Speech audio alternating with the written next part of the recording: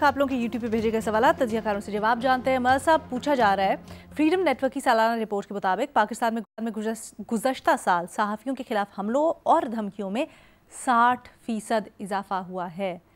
आपकी क्या राय है इसके ऊपर? जी बिल्कुल ठीक है रिपोर्ट, और उस लिहाज से भी कि ये जो इस वक्त सूरत हाल है, जिस तरह के कवानीन जो है इंटरप्रेट करके, चाहे वो जर्नलिस्ट हों, राइट्स एक्टिविस्ट हों, जिस तरह पैका को और ज़्यादा सख्त से सख्त कर दिया गया है, जिस तरह पंजाब में डिफेमेशन लॉ को ऑलमोस्ट क्रिमिनल लॉ बना दिया गया है, ये सारी वो चीज़ें हैं जो इंडिकेट करती हैं कि पाकिस्तान में जो मौजूदा हुकूमत है वो मीडिया फ्रीडम के हवाले से न सिर्फ संजीदा नहीं है, बल्कि वो इन चीज़ों को इस तरीके से ले ही नहीं रही। अभी आप देख लें, मतीउल्लाह जान वाला केस देख लें और कई दूसरे केसेस देख लें आप, उसमें पैका की डिटेल्स आप उठा लें कि कितने केसेस जो है वो रजिस्टर्ड हुए हैं अगेंस्ट जर्नलिस्टों के जो कत्ल हुए हैं पिछले 1-1.5 साल में, उनको उठा लें।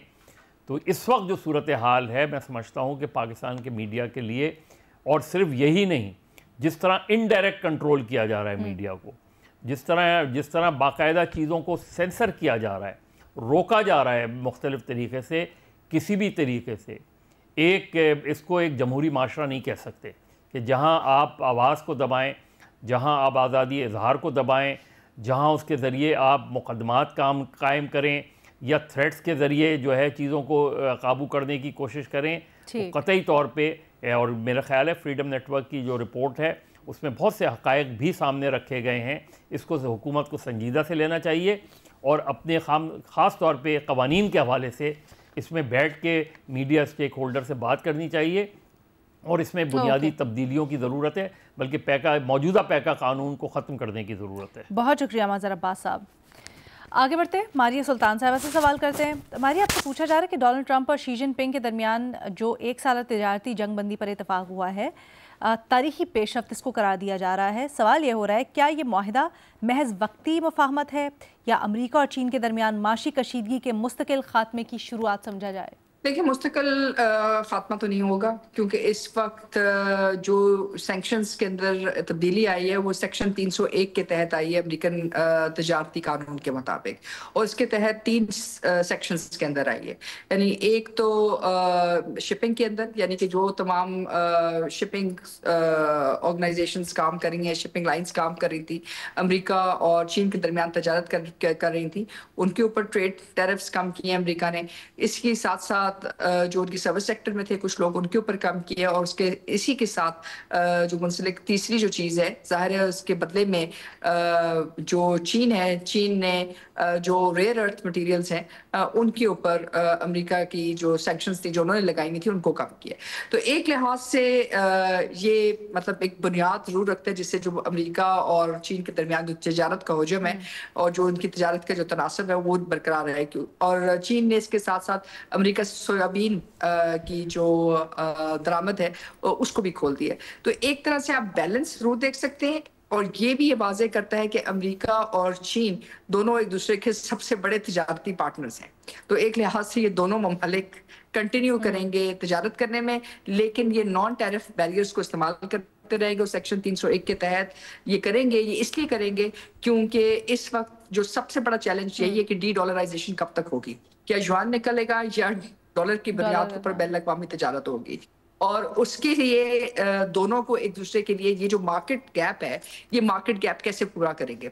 अगर चीन जाता है बेल्ट एंड रोड कंट्रीज के लिए, तो इस वक्त 3 जगहों पे जंगें हो रही हैं। यूक्रेन में जंग हो रही है, मशरिक वस्ता में जंग हो रही है, पाकिस्तान, हिंदुस्तान, अफगानिस्तान के मामला वैसे तय नहीं हो रहे जैसे कि चाहते हैं। उसी तरह अमेरिका के लिए यूएई उनका तजारती पार्टनर है, हिंदुस्तान उनका तजारती पार्टनर है, सिंगापुर उनका तजारती पार्टनर है, और यूक्रेन उनका तजारती पार्टनर था जहां से वो रेयर अर्थ मटीरियल्स लेके आते थे। और आज की सुबह की खबर के मुताबिक वहाँ उनका एनर्जी सेक्टर जो है इस वक्त इफेक्ट हो रहा है।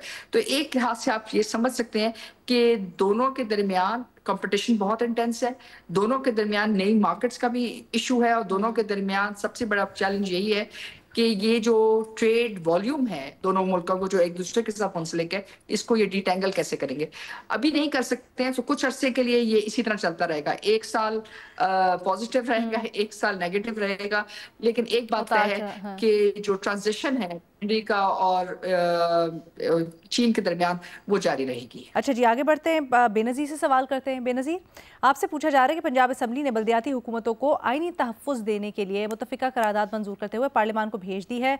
आप इसके ऊपर क्या राय रखती हैं?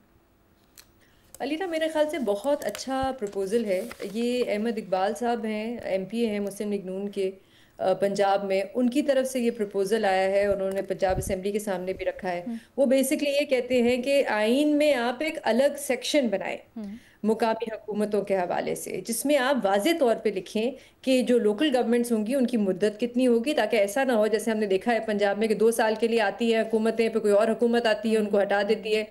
तो वाज़े उनकी मुद्दत लिखी हो, उनके इख्तियारात क्या होंगे, उनके माली, इंतज़ामी, सियासी इख्तियारात क्या होंगे, वो भी वाज़े तौर पे लिखे हों, ताकि कोई सूबाई हुकूमत आके उनसे ये ले ना सके।